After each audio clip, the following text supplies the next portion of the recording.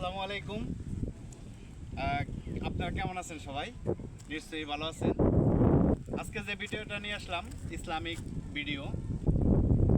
আপনারা সবাই এই জিনিসটা করেন, তবু একটু স্মরণ করে দিচ্ছি আপনাদের যে দুইটা কাজ আপনারা করবেন। আমি আজকে কথা বলবো ওযু নিয়ে। এক নম্বর কথা হচ্ছে যে রাতে যখন শুইতে যাবেন, ঘুমাতে যাবেন, অবশ্যই আপনারা ওযু করে ঘুমাবেন। কারণ ওযু করে ঘুমালে পারে আপনার যে আত্মা কখনো ঘুমায় না। এই আত্মাটা চলে যায় আল্লাহর আরশে, আর আল্লাহর আরশে গিয়ে সিজদারত অবস্থায় থাকে যারা ওযু করে ঘুমায়। আর যে ওযু করে ঘুমায় না, বেওযু হিসাবে ঘুমায়, তার আত্মাটা প্রথম আসমানের নিচে থাকে। আত্মারা আল্লাহর আরশে পৌঁছায় না।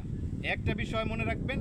আরেকটা হচ্ছে যে ওযু করার পরে আপনারা কালিমা শাহাদত আকাশের দিকে তাকিয়ে কালিমা শাহাদত যদি পাঠ করেন, তাহলে মৃত্যুর পর ফেরেশতারা বলবে বেহেশতের 8টি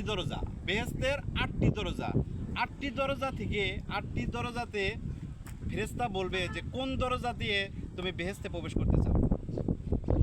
সুবহানাল্লাহ, আলহামদুলিল্লাহ। ফেরেশতা যখন মৃত্যুর পরে এটা জিগাবে, তখন আর কি চাই? তাহলে আমরা দুটি জিনিস শিখলাম। একটা হচ্ছে রাতে ঘুমানোর সময় আমরা কি করব? ওযু করে ঘুমাবো। আর ওযু করার পরে কালেমা শাহাদত আকাশের দিকে তাকিয়ে অবশ্যই তো সবাই ভালো থাকবেন। আসসালামু আলাইকুম।